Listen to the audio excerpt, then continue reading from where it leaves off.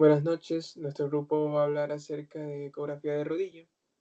Como primer punto, tenemos las indicaciones para realizar una ecografía de rodilla y tenemos 5 aspectos fundamentales.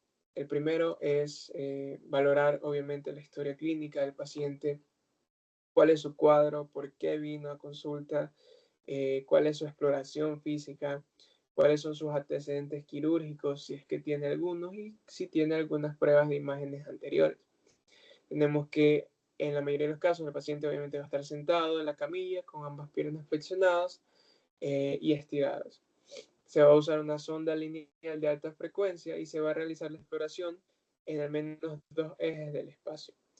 Y ante alguna sospecha en una de las dos rodillas, vamos a tener que comparar con la rodilla contralateral. Es decir, si evaluamos la rodilla izquierda, la comparamos con la rodilla derecha si es que tenemos algún tipo de duda en cuanto al diagnóstico. En cuanto a la técnica, pues dependiendo de la región que vayamos a estudiar, tenemos diferentes posiciones en las cuales tenemos que poner al paciente. Vamos a usar un transductor lineal de alta frecuencia, como ya lo mencionamos, entre 7 a 15 MHz. Y la clave es evaluar de manera sistemática y colocar al paciente según la región que queremos estudiar. Si es anterior, el paciente va a estar en decúbito supino, una flexión leve entre 20 y 30 grados, y vamos a evaluar lo que es aquí la región suprapatelar y la infrapatelar.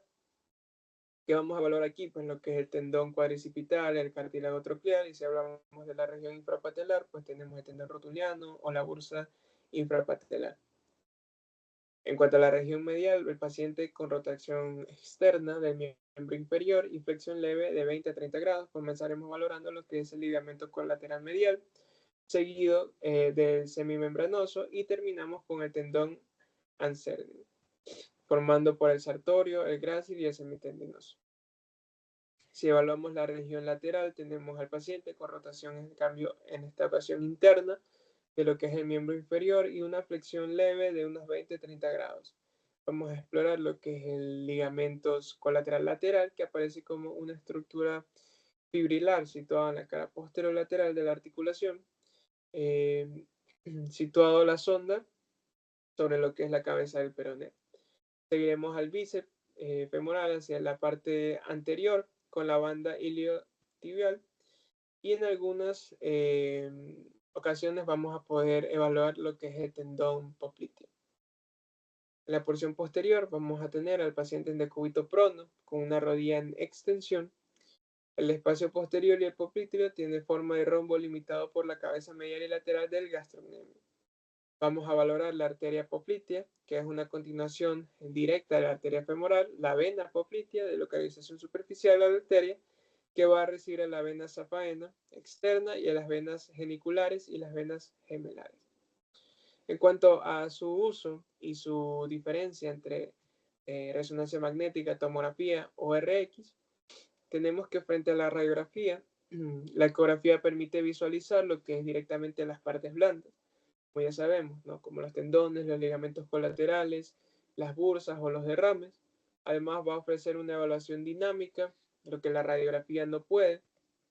Sin embargo, la radiografía sigue siendo superior para ver lo que son estructuras óseas profundas, fracturas y alineaciones. Frente a la tomografía, ¿verdad? La ecografía tiene la ventaja de no irradiar, de ser portátil y ser mucho más accesible.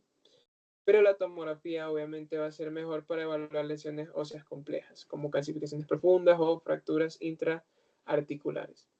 Y por último, frente a la resonancia magnética, la ecografía es mucho más rápida, más económica y permite ver estructuras superficiales con mucha resolución. Y también permite procedimientos guiados y un estudio más dinámico. Por eso que se prefiere en pacientes que son futbolistas o que practican algún tipo de deporte.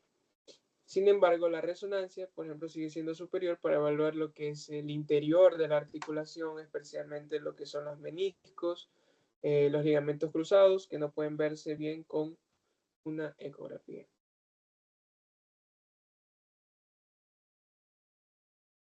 Bueno, a continuación con la exposición vamos a hablar sobre la anatomía ecográfica normal de la rodilla. Entonces, tenemos que la ecografía de rodilla permite evaluar de forma rápida los tendones, como podemos ver aquí, ligamentos y bursas de la articulación. Es útil para detectar lo que son lesiones superficiales, derrames, aunque no muestra bien los meniscos ni ligamentos cruzados, es de vital importancia al momento de una emergencia en caso de que no tengamos a la mano lo que es algo, imágenes más claras, como puede ser un TAC o una radiografía. Entonces, importante recalcar que en la cara anterior vamos a encontrar lo que es el tendón cuadricipital, que va a tener un aspecto fibrilar hipocogénico y homogénico con un contorno liso. También vamos a encontrar lo que es la bolsa suprapatelar, que eventualmente es virtual o con una mínima película hipoecoica. No debe contener derrames significativos y sin sinovitis ni engrosamientos sinoviales. Al igual que el tendón rotuliano, todo esto debe ser eh, un espesor uniforme, etcétera. Todo debe ser así bien. Ahora bien, aquí tenemos más vista de la cara anterior, de tendones, fondo de saco y tejidos grasos, como tal, cartílago troclear, etcétera. Bueno, en la cara medial, recordad que lo primero que llama la atención es el ligamento colateral medial, que va a ser una ecoestructura fibrilar homogénea, inserción femoral, sin engrosamiento ni líquido eh, perigilamentoso ni interrupciones. Vamos a tener también los tendones de pata de ganso, sartorio, grácil y seminoso con patrón fibrilar normal. Recordar que el cartílago femoral medial va a ser hipoecoico, homogéneo, de grosor conservado. Ahora, en la región lateral vamos a encontrar el ligamento colateral lateral. Es una banda fibrilar hiperecogénica, va a tener inserciones en el epígono lateral del fémur y cabeza del peroné sin alteraciones. Como podemos ver aquí, una banda hilotibial, estructura hiperecogénica, plana, continua, no debe haber engrosamiento ni líquido subfacial. El tendón del bíceps femoral tiene que ser fibrilar uniforme, sin colecciones ni peritendinosis. Ahora bien, si hablamos de la región posterior, vamos a encontrar aquí dos estructuras que son mayor visibles, como es la fosa poplitea y su vascularización. En este caso, en la bolsa poplitea no deben de haber masas, ni colecciones, ni enopatías, ni tejidos blandos homogéneos, ya que son tejidos blandos homogéneos. Y la arteria va a ser la arteria vena poplitea, que van a ser compresibles y sin trombos. Sin embargo, aquí recordar que aquí también suele estar lo que es el quiste de Baker, que habitualmente puede estar ausente o virtualmente colapsado. Sin embargo, si llega a estar presente, tiene que ser pequeño, anecoico y sin septos gruesos. A continuación, mi compañera. Buenas noches, mi nombre es Gabriela Mendoza. Yo les voy a hablar de las patologías comunes y aplicaciones clínicas de la ecografía musculoesquelética de rodilla. Comenzaremos a hablar acerca de una de las patologías más frecuentes, que es el derrame articular y sinovitis. Aquí en la imagen nos podemos dar cuenta que hay una área anecoica en bursa suprarrotuliana indicando líquido articular. Dentro de las aplicaciones clínicas para este tipo de ecografía tenemos que va a haber una cuantificación del derrame, se va a diferenciar el líquido simple versus el complejo y también nos puede guiar para artrocentesis o drenaje. También podemos darnos cuenta de una imagen de sinovitis, una ecografía, donde se puede evidenciar líquido anecoico en la bursa suprarrotuliana, va a haber un engrosamiento sinovial. En este caso nos puede indicar este tipo de ecografías que se puede presentar en artritis reumatoide, artritis gotosa y artritis séptica. En artritis gotosa va a haber tofos ecogénicos y en artritis séptica va a haber líquido complejo en membranas. Otra de las patologías frecuentes es la tendinopatías, en este caso rotulianas o cuadricipital. En las rotulianas vamos a encontrar que es muy común la presencia de dolor en polo inferior de la rótula. Nos podemos dar cuenta que en este tipo de ecografía hay un engrosamiento y zonas hipoecoicas en tendón rotuliano y cuadricipital. También va a haber una pérdida del patrón fibrilar, que es común este tipo de pérdidas en los deportistas. En la imagen de tendinopatía cuadricipital, en la ecografía, va a haber un engrosamiento y calcificaciones en casos crónicos y también va a haber una ruptura parcial por traumatismo o degeneración.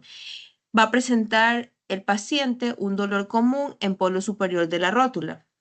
Este tipo de ecografías nos permiten hacer un diagnóstico de tendinopatías por sobreuso, va a guiar para el caso de infiltraciones y también nos va a ayudar en un seguimiento evolutivo. Las lesiones ligamentosas podemos encontrar del ligamento colateral medial y el ligamento colateral lateral. En este caso, el ligamento colateral medial, la imagen de ecografía nos muestra un engrosamiento y edema periligamentoso, una ruptura parcial o interrupción parcial del eco fibrilar y una ruptura completa también por discontinuidad con hematoma. En este caso, la del ligamento colateral lateral son lesiones menos comunes y van a estar asociadas a movimientos bruscos en varo. Este tipo de ecografías en estas lesiones nos permiten dar un diagnóstico de esguinces grado 1, grado 3. También nos va a permitir dar una evaluación dinámica bajo estrés y un seguimiento, en este caso, de la reparación ligamentaria. La bursitis tenemos prepatelar y bursitis anseriana. En este caso, la prepatelar es muy frecuente en personas que se arrodillan mucho, como por ejemplo albañiles, amas de casa. Se observa una colección anecoica en la ecografía hipoecoica delante de la rótula. En la bursitis anseriana podemos evidenciar o observar líquido entre tendones de la pata de ganso. El paciente va a presentar dolor medial infrarrotuliano y también va a haber una colección entre la pata de ganso y la tibia proximal, como se puede evidenciar en la ecografía. En la bursitis suprarrotuliana, esta de aquí es muy frecuente en sinovitis inflamatorias o derrame. También hay la presencia de líquido. También se observa una colección anecoica e hipocoica. Y este de aquí es muy frecuente, nos va a dar procesos inflamatorios. El quiste de Barke es una dilatación de la bursa gastrocnemio semimembranosa. Puede ser simple, sectado o presentar signos de ruptura. Puede comprimir estructuras cercanas y causar mucho dolor en el paciente y la presencia de edema. En el caso de que haya una ruptura completa, el líquido se va a presentar disecado hacia la pierna. En este caso, la imagen nos muestra una masa anecoica entre el gastrocnemio medial y semimembranoso.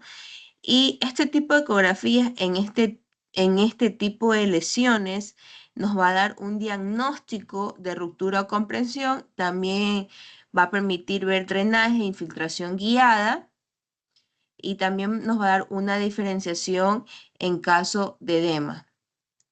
Para concluir, tenemos que la ecografía musculoesquelética no solo sirve para diagnosticar patologías, también es una herramienta clave para guiar procedimientos con gran precisión, ya que nos permite localizar exactamente la estructura a intervenir, guiar la aguja en tiempo real y reducir en este caso riesgos.